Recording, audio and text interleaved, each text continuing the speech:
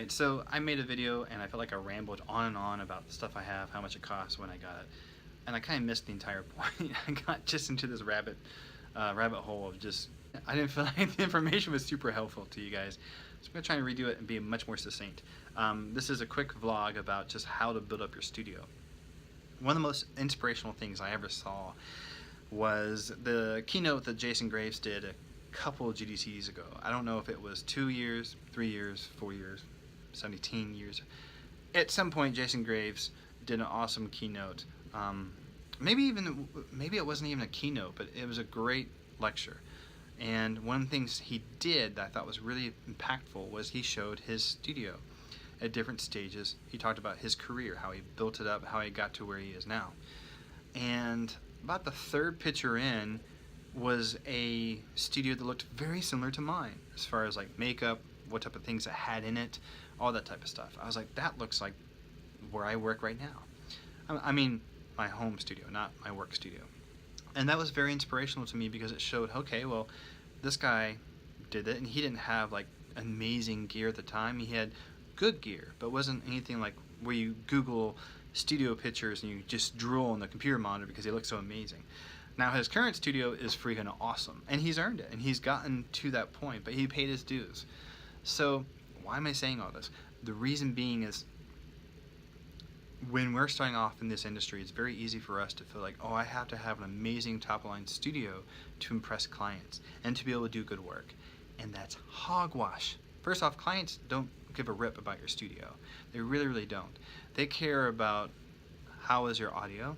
They care about how are you to work with. They care about can you be on budget. They care about can you be on schedule. That's what they care about. They do not care about your studio at all. Half the time they don't even understand what you have in your studio. Well, they don't know what a diffuser is. They don't know what acoustics are. They don't care. It's not their job to care. Maybe that's a little harsh, but okay. So anywho, couple quick and dirty, as my old history teacher used to say, couple quick and dirty tips for building a studio. First off, do not go into debt. You don't have to. If you're just starting out and this is not a proven venture for you, I would recommend being very frugal, very conservative about what you spend. Think about what you need to make what you want to make. If you're making VO, then you need a voice, you need a microphone, probably some kind of preamp, an audio interface, and a computer. That's it. Alright? And you don't have to go out and buy top-end gear. Buy decent quality made gear. Try and find a space in your house or your apartment that doesn't have a lot of ambient noise, like that stupid return vent in my AC here. This is a rental, but this is not the best room I've ever been in at all. Okay, so, if you're writing music, what do you need? You need a MIDI controller, you need an audio interface, you need a computer, you need, obviously, some speakers, and then you probably need some virtual instruments. Now, virtual instruments, you can spend a lot of money, and there are so many options out there. What I would recommend you do is, first off, look up audio plugin deals on Facebook. They have a mailing list. Join that mailing list. I would look up Plugin Boutique, the same thing. Join that mailing list. They all have amazing deals. I would also join Waves plugins. I would join their mailing list because they're doing these $29 deal of the day. Sometimes it's deal of the week or deal of the weekend, but they have awesome stuff. You don't have to spend a ton of money if you're patient. If you can just look for the deals, wait for them to come out, and then go forth and purchase.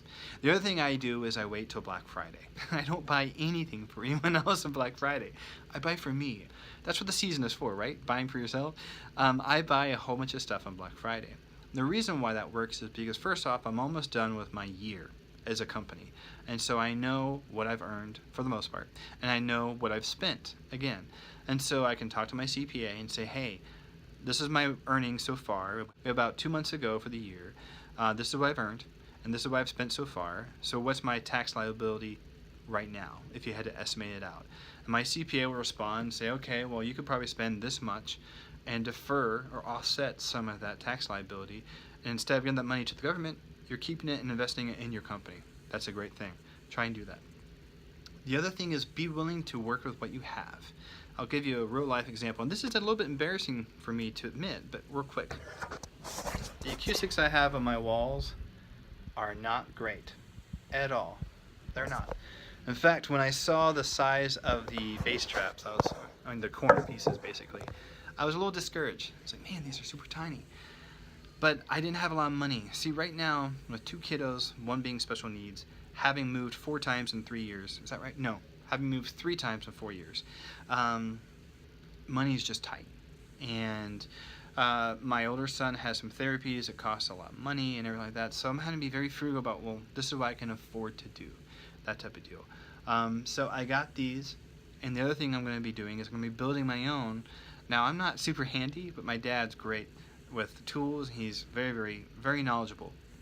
He's done a whole bunch of different types of projects, and he is going to come down and help me out. And so for a much lower cost, we're going to build some bass traps, build some diffusers, and I might still use this foam that I purchased as supplemental, but I feel like that's really, really going to help, and it's going to be a lot more affordable. So the point, I'm being kind of random here, but the point is I can go through my whole studio and show you what I've done and what I've purchased. But what I have right now has taken me, I started in 2005 and it's 2018. It's taken me 13 years to get to this point. Now, some of you might be able to do this a lot faster because maybe you don't have kids, maybe you don't have the same situation I do. Who knows? Maybe you could be earning a whole lot more money than I'm earning doing this, and you can invest more money into it. Whatever your situation, first off, it's very easy to compare in this industry. Try not to. Try not to be keeping up with the Joneses. And then the gear that you do have, really utilize it to the best of your ability. Master it. Learn every little thing you can about it and make it be the best option you have. And then when you need to, enhance and build and add to your studio. Because at the end of the day, it's all about getting the work done. And if you want to be a business and you want to be around for a while, you have to make the math work. You have to have the money coming in outweigh the money going out of your company. Otherwise, you're just going to be losing profit all the time.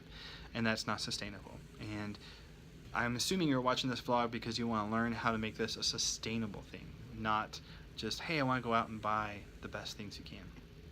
The other thing is to really study and know tax law. I don't mean to be able to like cite, paragraph 482. I'm not meaning that. I'm just saying know what you're going to have to paying, or have a CPA who can tell you this is how much you're going to be paying. That's the other reason why I wait till November to really make big purchases, is because I've saved up my money instead of spending it and then having to figure out and scramble to cover a tax bill. Because the IRS ain't pretty, and the IRS ain't very friendly. So, hope that helps. If you like what I'm doing, please subscribe. Click the bell if you want to be notified of future videos. And yeah, show me your studio. I would like to see what you guys are working with. And happy composing. Thanks. A little too tall. Come down. Lower platform. Lower it. Okay. Alright, here we go. Otherwise, you're going to always be out of cash. Otherwise, you're always going to be close to information I didn't feel like was super. Information I didn't feel like super. Information I didn't feel like.